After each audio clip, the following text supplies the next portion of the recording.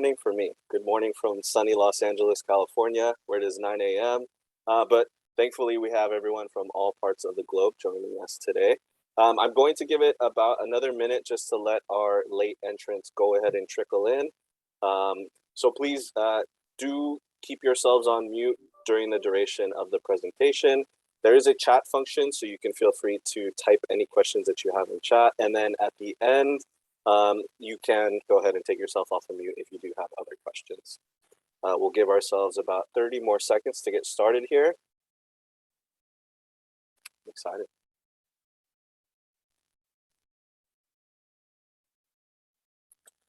All right, I think that looks like, oh, we already have a question. Jalen Barrett asks, since you're recording, where can I get the recording? Great question.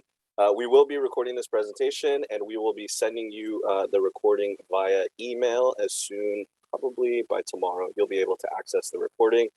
But you know, you're already here. Might as well just hang out with us for the remainder of the presentation. We should only be about an hour, actually way less than an hour. Okay, so with that, I will go ahead and start. Hello, everyone. As I said, good morning, good afternoon, good evening, wherever you're joining us here on this beautiful earth. My name is Steven Soto. I'm a legal advisor here on the Barbary International team, and I'm joined by Emily Allen, one of our mentors, Chris Jorgensen, who's our special guest, I guess I will call him today, and my colleague Juliana Del Pesco will also be joining us.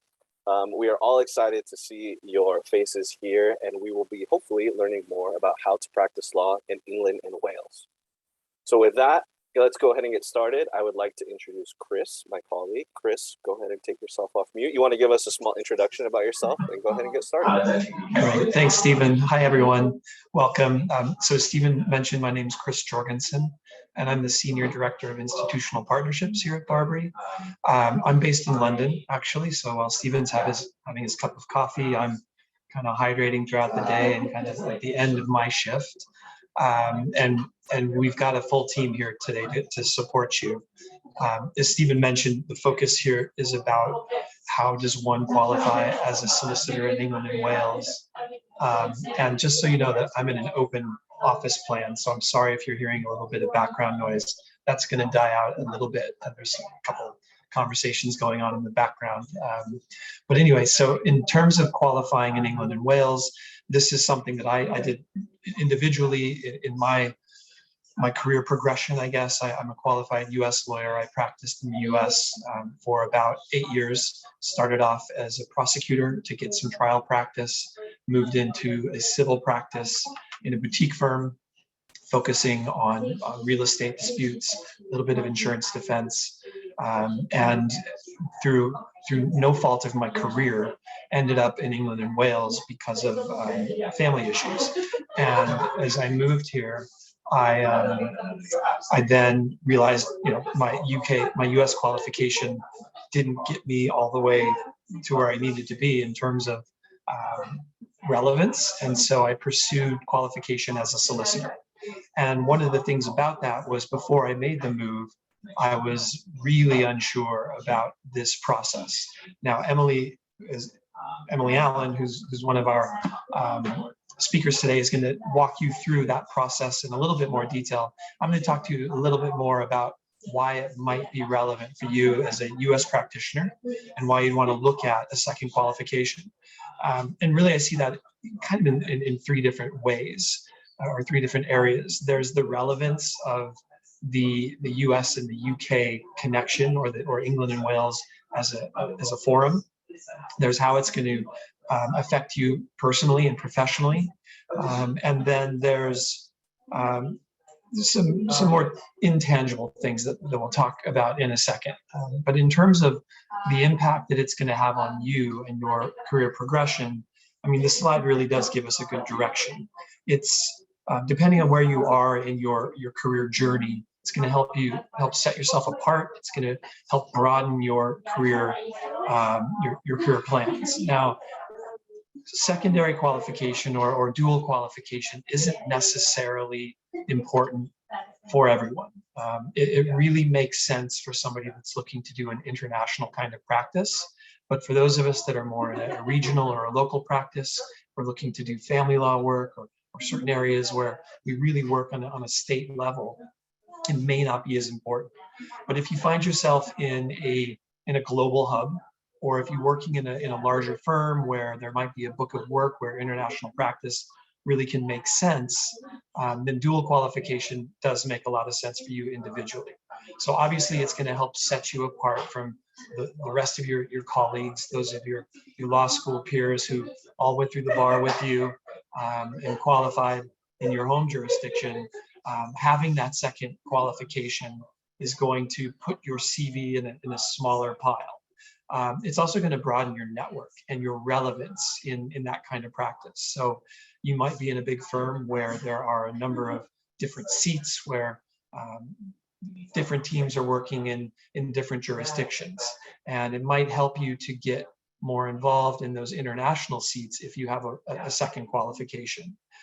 These are the obvious areas where a second qualification can help you. But I can also tell you that having gone through the process myself, there are tools that you develop in this process that will help your practice, whether you're working on those international teams or if you're just going to be wanting to become a better lawyer for your local jurisdiction. And the reason for that is because if you think about it, when we start to study the practice of law or the governance of society in a different jurisdiction, we're looking at different approaches to problem solving. One of the interesting things that happens when you begin to study a second jurisdiction is that you see that our current approach, the approach that we take in the US or in our particular state, isn't really the only way that you can approach legal disputes. And so you learn to triage a case, you learn to evaluate a case or to service a client with different skills or different tool sets. So these are things to think about just beyond the more practical bits, but how can you make yourself a better, more seasoned lawyer? So in terms of the practical aspects of England and Wales being a forum or a place to have a second qualification, we need to step back and look at the practice of law across border. Now, in my current position, I do a lot of work with international universities, with international law societies, and I'm talking to a number of international practitioners about the direction that the practice of law is going. And what we're seeing is that there is this trend for the practice to be less nationalistic. And we're needing, in order to be good lawyers, to really have the skill set to advise across borders. So for instance, in 2014, Northwestern, their international transactional law review produced a report that was analyzing international contracts. The purpose for this study was to identify which forums, which choice of law provisions were being contracted the most when we're dealing with these cross-border disputes. And they looked at a set of 12,000 parties that contracted over 4,500 times between 2014 and 2016, I believe it was. And what was interesting in this analysis was that for these cross-border contracts, England and Wales was selected as a choice of law provision 3 times more than any other jurisdiction. Closely behind that was Switzerland, and then just behind that was New York. So what we're seeing is this large trend in practice to service and handle cross-border transaction.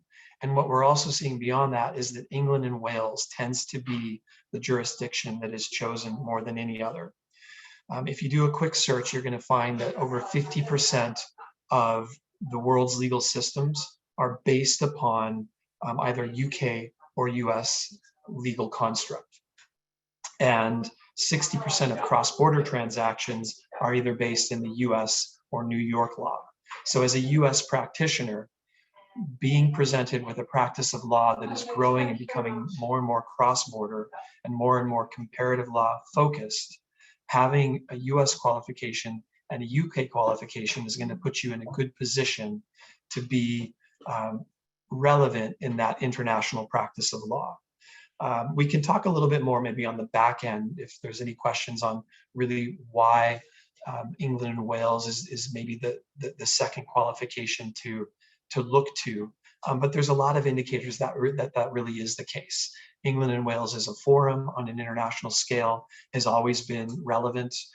There's arbitration seats here. There's a really robust maritime and shipping practice. Certainly international finance is well seated here in London and England and Wales as well. So I'm probably not telling you a lot of what you don't know already, that London is a global international hub for practice and for commerce, but certainly having that qualification here makes you more relevant in that international stage. One of the other things to think about is the effect that Brexit has had on England and Wales, and where we as a community or as a nation are looking in terms of our international trade tie-ups. So before Brexit went into effect, England and Wales had the benefit of the EU single market. And so most of the deals that were in place and the trade associations that were in place for England and Wales were between England and Europe. With the severing that happened a few years ago because of Brexit, England is now looking to develop new international trade deals. And the US is really the main area where this is happening. We're starting to see that here just as a society, the effort to enter into more trade agreements between the US and England and Wales. So it's something else to consider as you're looking to grow your practice and your relevance as to how do you make yourself relevant in the US economy and US market where legal service is going to be needed. Having that understanding and that relevance with the laws of England and Wales and the ability to advise on England and Welsh law can make you more relevant when we're looking at things like these international trade deals and whatnot. So you've been able by now to look through the few slides that are talking about the other reasons that England and Wales is such an important international hub. And I'm sure I've piqued your curiosity a bit about why you might want to look to that. So we can take questions on the back end of that. But Stephen, if it's okay, I'll pause for now and pass it on and be available beyond. Sure thing. That was amazing, Chris. Thank you so much. And we already do have questions coming in for you, so great. Stay with us. All right. So now that we've learned why somebody should become a solicitor, let's talk a little bit about the process of how to become a solicitor. So in order to qualify as a solicitor now through the SQE process, you have to take the SQE exam. The SQE exam is comprised of two different stages. There is a stage 1, known as the SQE1, and the stage 2, as you guessed it, known as SQE2. In order to completely qualify after you pass both exams, you will be asked to provide some qualifying work experience. This is 2 years of qualifying work experience that takes place under the direction of someone who's already qualified as a solicitor. And then lastly, you do need to complete some character and suitability requirements. I just want to flag for everybody here a couple quick things. If you've taken a bar exam here in the States, usually you must go through the process of proving that you're eligible to take the exam prior to being able to sit for a bar exam. For the SQE, it's a little bit different. They allow you to take the exam first. After completing and passing the exam, then you complete all of your eligibility paperwork. The other largest difference that you'll see between an SQE qualification and a bar exam qualification here in the States is that you actually don't need any sort of legal education. A non-law undergraduate degree, such as a bachelor's degree, still qualifies you to be able to sit for and pass and become a solicitor in England and Wales. So if you have friends that are thinking about joining the legal field and maybe they don't have any legal background, go ahead and send them our way and we'll see if we can get them qualified. So again, let's talk about the SQE. It is a new system. It is replacing the QLTS, which was a long acronym that I never got correct. But as you see up on the screen, we can talk a little bit about the different stages. So the SQE1 is simply a multiple choice exam. You will be asked 360 questions over your exam. You need to get a certain amount right in order to pass. And it's broken down into two parts, an FLK1 and an FLK2, which we will get into later. The next sitting of the SQE1 is this upcoming July, but just like the bar exam here in the States, it is held twice every year. And then let's take a quick look at the SQE2, because I think this is going to be, first, before I do that, let's go ahead and talk about the exam costs themselves, as someone in the chat had already asked. The cost of the SQE1 exam is £1,558. As you can see up there, it's computer-based, 360 questions. Oh, I forgot to mention this.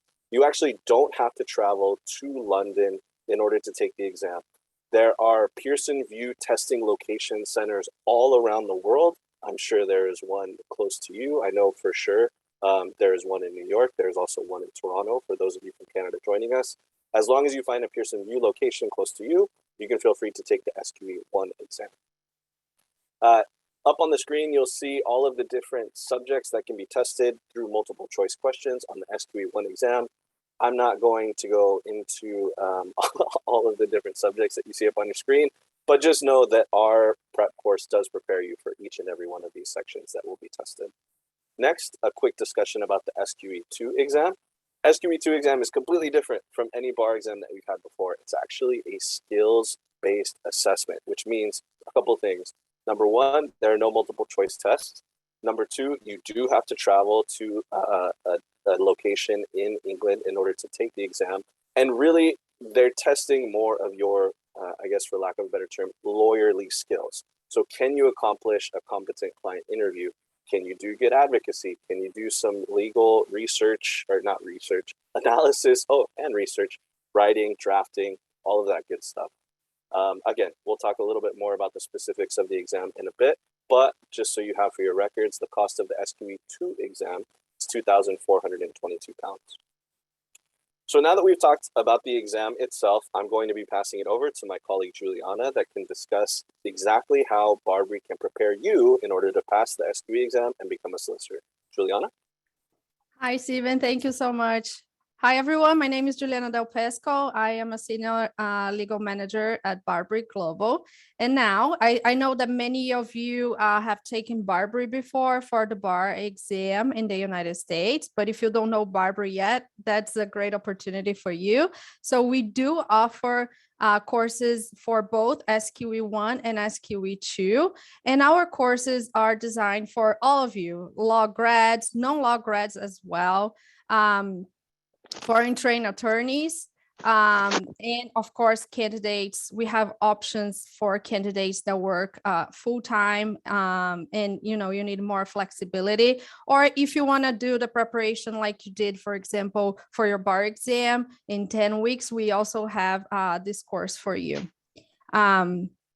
So as you may know, Barbary, the platform for the SQE course is very similar to the bar examination one. So we do offer a personal study plan, our PSP, and our PSP is run by the ISAC, which means that that stands for Intuitive Study Assistant and Coach. So what ISAC does basically is ISAC will assign you activities based on your performance. So ISAC will know if you are doing great in some subjects, and because of that, we will not assign you as many activities on that, and the opposite does happen too. So if you're not doing very well in one subject, so ISAC will assign you more activities. The one thing that I like the most about our SQE prep course is the mentors. We will chat about it. Emily is here with us, and she will talk about what she does with our students. So basically, you're going to have a person who is a qualified solicitor in England and Wales, just guiding you during the whole preparation. We also offer lectures with top law professors in the UK. And we have more than 50 years of expertise in multiple choice examinations. So we brought all of this knowledge to our SQE courses as well. You will receive books. Of course, I have some books here that I'm going to show you later, and workshops that our mentors, do throughout the preparation, teaching strategies on how to take the exam. So right now we have some course options for you. The next examination will be in July, but we have another one in November as well. So for those who work full time and need more flexibility, we will have our 40-week course starting in April this year. And the commitment, as you can see, it's 10 to 12 hours per week, which means that you can have a life, you can study for the SQE, and you can work at the same time.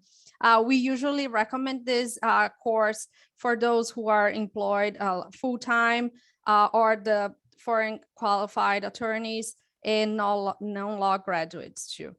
And we also have our 20-week course. This will be in preparation for the July examination that will begin on February 21st. The commitment here, again, is part-time, 20 hours per week. So if you have all of this time to study, that's great. Just enroll and let's take the examination in July. And for those who already know Barbary, we do offer the 10-week course. That is more like a full-time schedule. If you have lots of hours, 35 hours per week, you can enroll in this course. And then you're going to prepare from April, for the July examination. So these are the course offerings we have right now. And if you are not sure which course is the best for you, we have a quiz here. You can scan this QR code and take the quiz and see which option is the best for you. So now that you know that we do offer a very good course and a lot of options, I want to show you how our personal study plan works. So I'm going to log in on our Barbary account here. And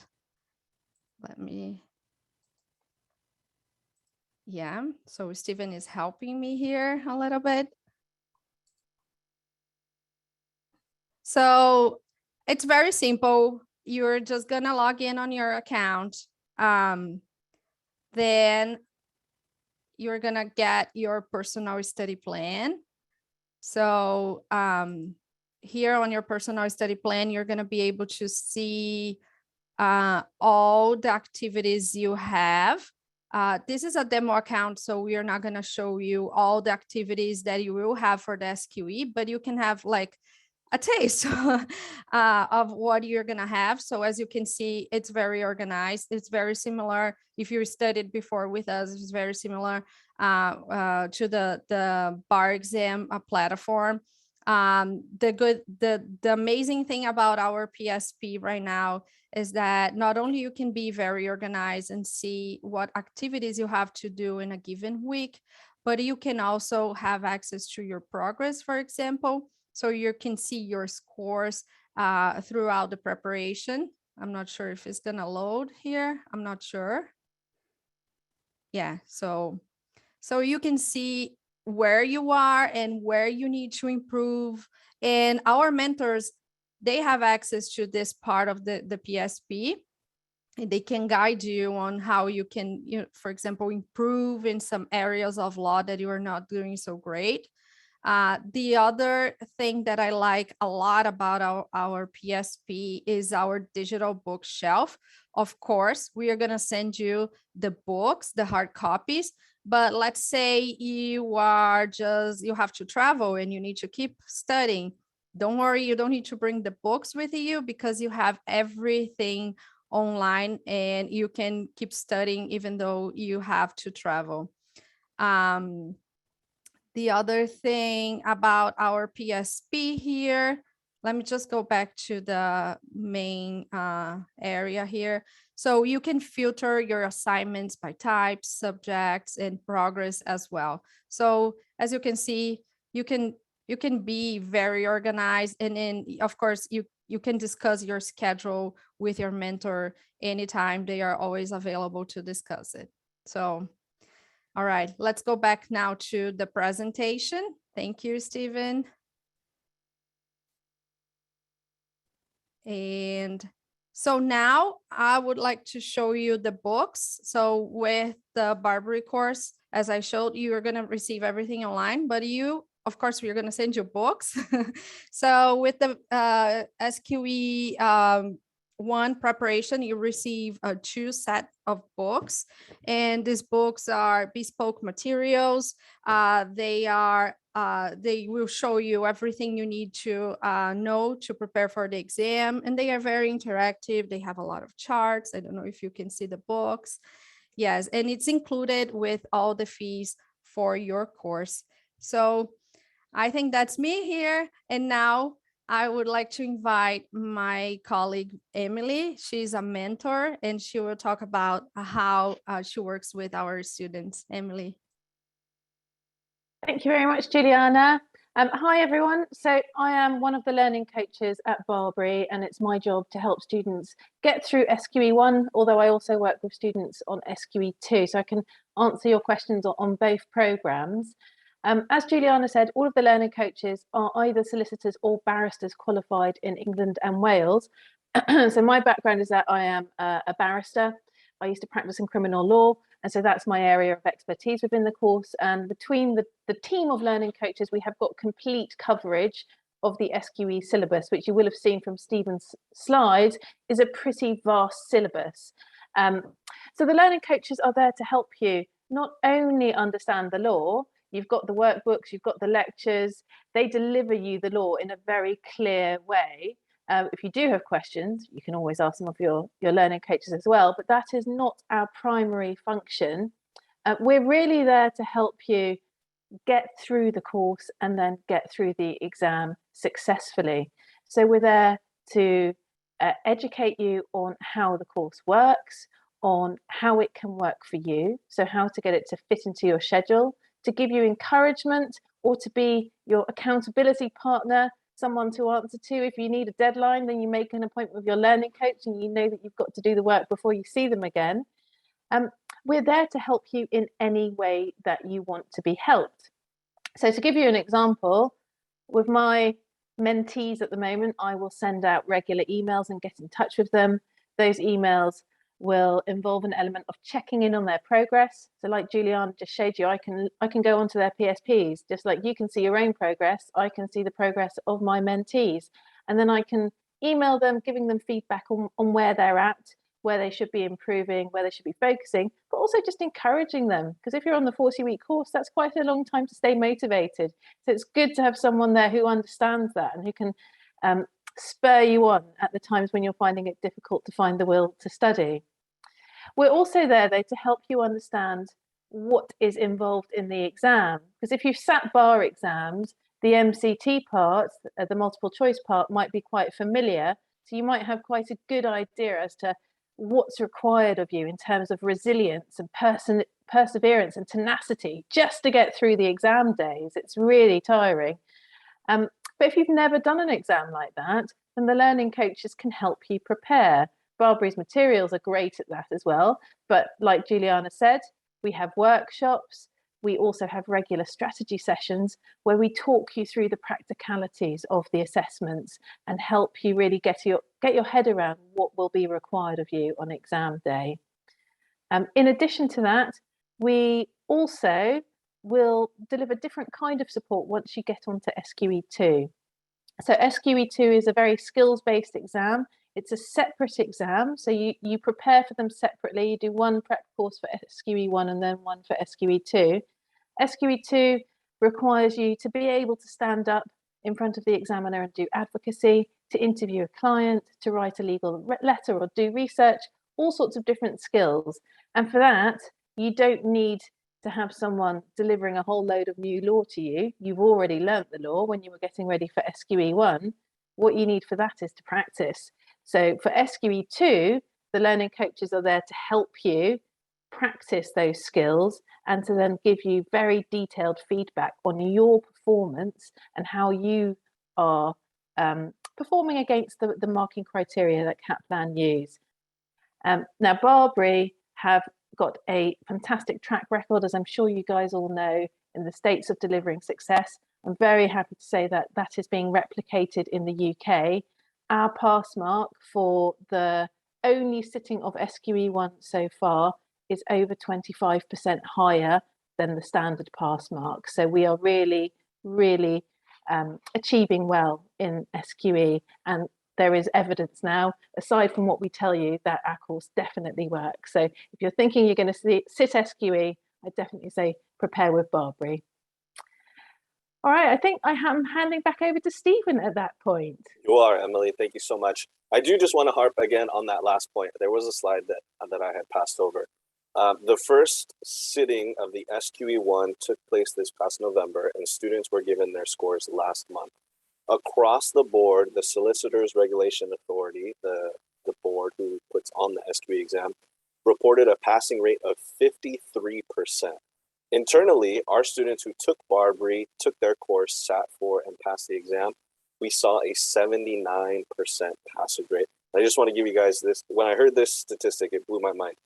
If you took all of the Barbary students out of the pool, the passage rate for the SQE would have probably been only like 42, 43%, something insanely crazy like that.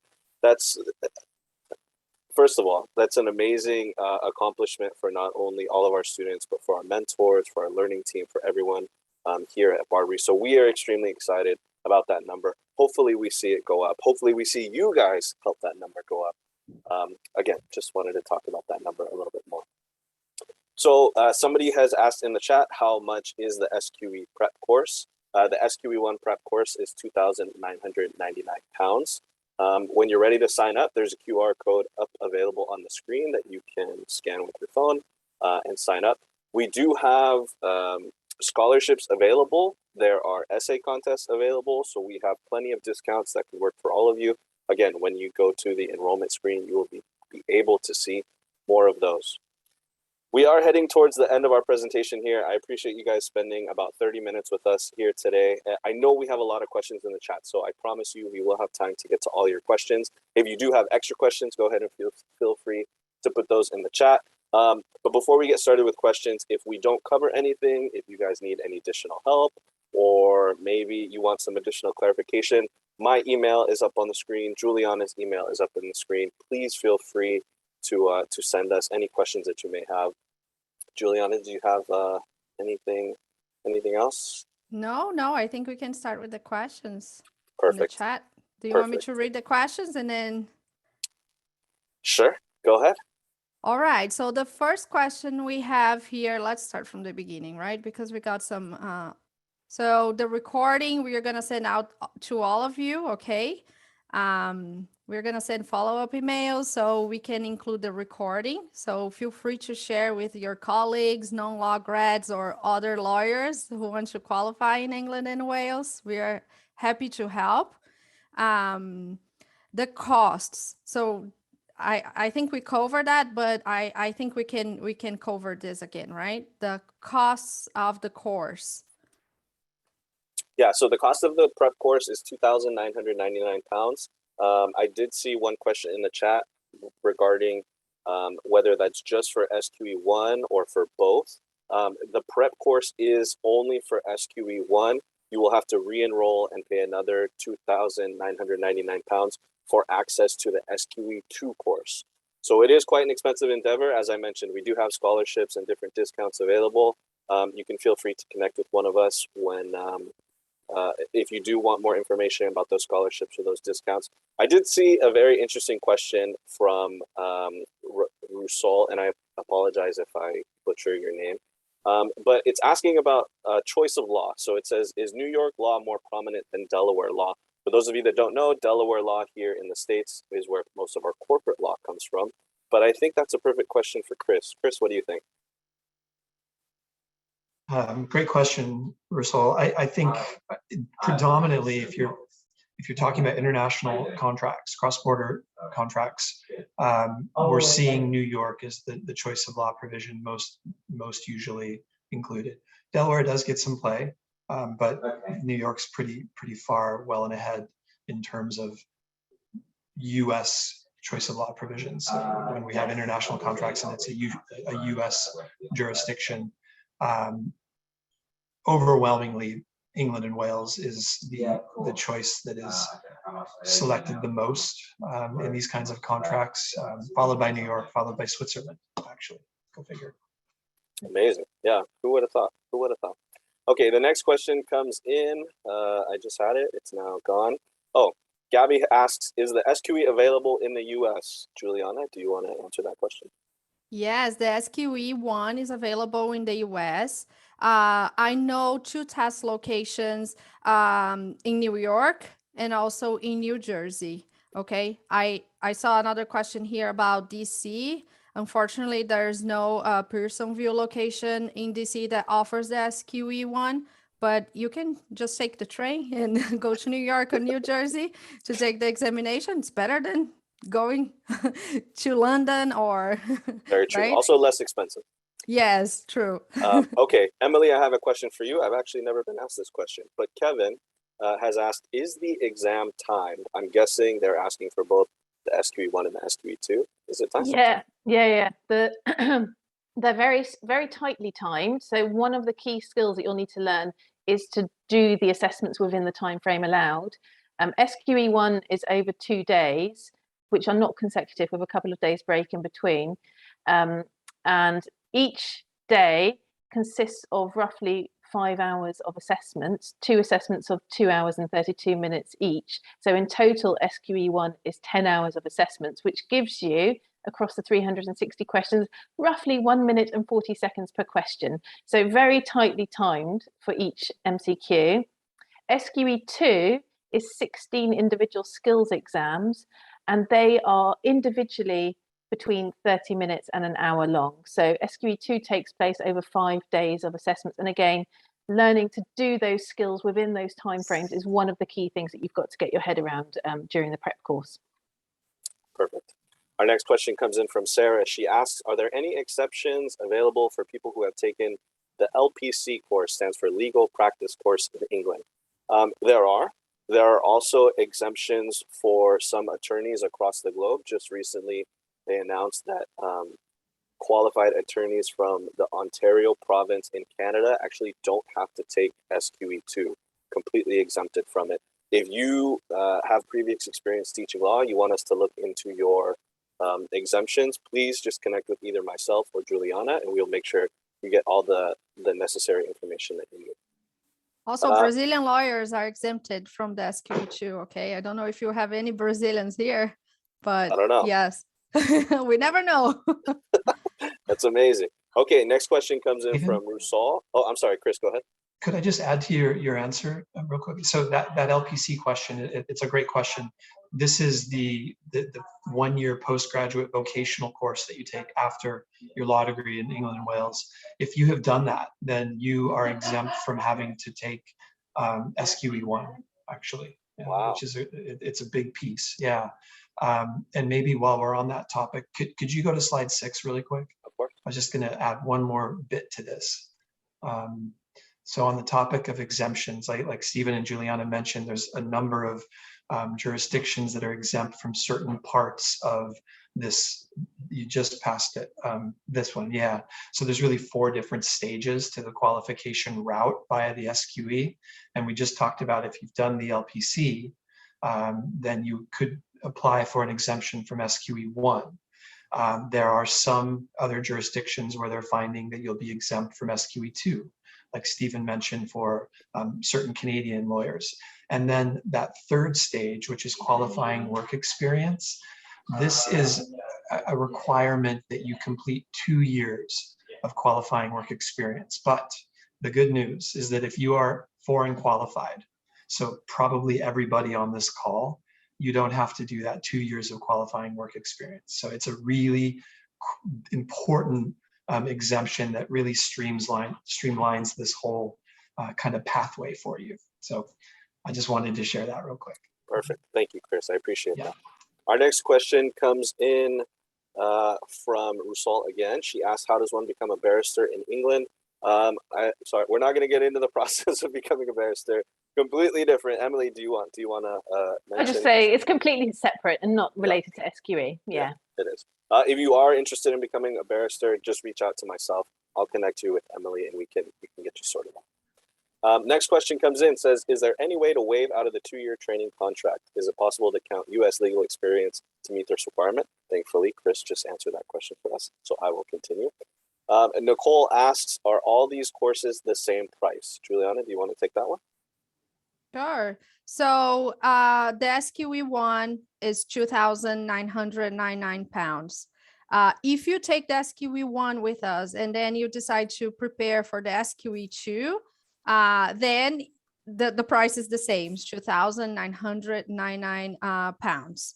However, if you only prepare for the SQE2 with us, and if you are not a former SQE1 student, the price goes up to £3,499. Okay, so if you study for the first part with us, and I'm sure you're gonna pass, you can get a discount for the second part. Perfect. The next question is from Chantel. She asked, how long after passing SQE1 do you have to take and pass the SQE2? I'll also give this to you, Juliana. You're the only one not on mute right now. I don't think you have like a time frame that you have to pass the SQE2. Am I right, Emily? Yes, that's right. There's no time frame from one to the other. I just wanted to make sure. Yeah, so you can sit for the SQE1 this year and then wait like 2 years and then take the SQE2. Yes. Yeah, the only time frame requirement is to do with passing all parts of SQE1. So let's say you sat SQE1 and then you failed and you had to retake, then there's a clock ticking, which is 6 years. But between SQE1 and SQE2, there's no clock ticking. Perfect, thank you. Next question comes from Gabby. Very quickly, she asks, do the SQE1 and SQE2 require 2 separate prep courses? The answer is yes. Rusal asks, she thinks she missed the dates available for the SQE2 exam. You didn't miss the dates, we actually didn't put them up there. So the SQE2 exam is held also twice every year. As we mentioned before, the SQE1 has 3 separate training courses. So it's the same course, but you can either do it in the 40-week version, the 20-week version, or the 10-week version. The SQE2 prep is only a 12-week course, and it obviously starts 12 weeks before the sitting of the exam. When you are prepared for the SQE course, or like Chris mentioned earlier, if you're an LPC and you are exempted from SQE1, go ahead and connect with us and we can get you all the information you need for SQE2.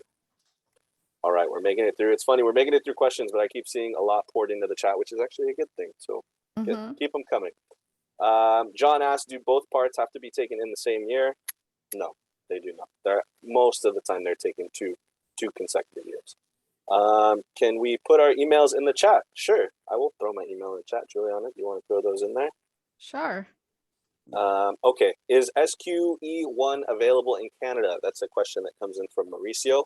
Yes, it is. Again, you can check for the Pearson VUE website to see any Pearson VUE testing location nearest you. They will offer the SQE1 so that you don't have to travel all the way to England to have it done. Stephen, can I just put one proviso in that? Yes. The exam won't necessarily take place at every Pearson VUE venue. So it will be at available Pearson VUE venues, and typically that would include the US and Canada. But once they open booking for the particular sitting that you want to sign up for, so that would be in March for July, for example, then you know exactly which centres are available. Perfect. Our next question comes in from Michael asking about specific legal markets, their I guess I would say like how profitable or how available positions are within those legal markets. We're not going to get too much into that today, but go ahead and connect with one of us via email and we will get you the information you need regarding employment. Next question comes in and asks, is there a preview of the study materials and process for SQE2? Not right now. That's a great question. Go ahead, Chris. Actually, if you go to our website, there are some taster materials on the website, and it'll give you a little sense of, our pedagogy and what the tutors will work with you on a weekly basis to get you ready for those skills. So, yeah. Very true. I would say the personal study plan that we showed for SQE1 will look very similar to the one that you see for SQE2. Obviously, the nuts and bolts of everything in the middle will be a little bit different, but like Chris said, you do get a big sense of that when you do download the tasters from the Barbary website. Next question that comes in. I'm go sorry, I ahead. just Go ahead. posted the taster session here, so feel free to download the materials for our SQE one course. Feel free to download it and see how everything works. Okay, next question that we have, and I think I get what the question is asking, but if not, W. Parker, just let me know. For SQE2, the training portion, is the 2 years qualifying work experience, is that paid or unpaid? And they're also asking about visa information given while you train. Juliana, you want to answer that one? I'm sorry, I missed the question. I'm so Uh, sorry. The 2 years of qualifying work experience, can it be paid or does it have to be unpaid? It can be unpaid as long as a solicitor signs it, right? As a qualifying work experience, it can be unpaid, not a problem at all. Either, yeah, as long as it's signed off by a solicitor on the roll of England and Wales. Emily, while you're off mute, the next question asks, is COVID affecting how SQE2 is administered? That's a really good question. We haven't had a sitting of SQE2 yet, so I can't say for sure, but we have had very similar exams in the old style QLTS exams, the OSCE part, and it did affect the conduct of the assessments. By and large, they were still the same, but for example, advocacy was being conducted face-to-face with face masks on. So if that continues over the next few months, then we'll be prepping students for that as well and getting them to practice wearing face masks. But basically, the format of the exams is largely the same. They've just tried to make it a bit more COVID safe. Perfect. Kevin asks, what are the price of the actual exams? Up on the screen, I have the SQE1 exam price. It is £1,558. And very shortly, you will see the cost of the SQE2 exam, which is £2,422. Gabby asks, are you barred in the US? If you are barred in the US, do you need 2 years of qualifying work experience? I'm about to complete my first year of practice. Juliana?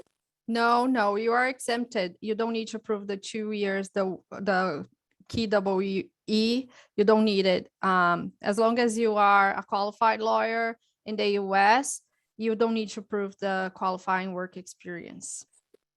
Perfect. Our next question comes from Michael. Asks, do we have to take the SQE2 in London? Is it available in Cardiff?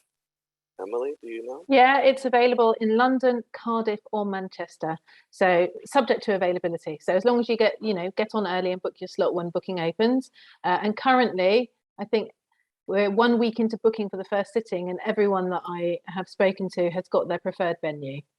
Perfect.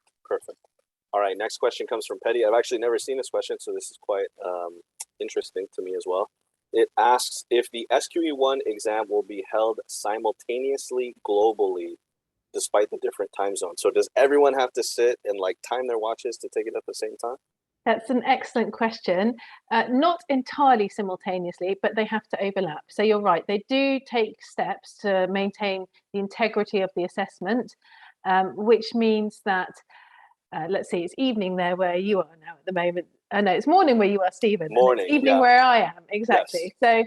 So if the assessments here start at, say, 10 o'clock, then they will have to start a little bit earlier, so in the US, so that they start before mine finishes effectively. So yes, they are synchronized, not completely, but to the point of overlapping. Okay, I think we made it, everybody. That looks like that's all the questions that we have available today.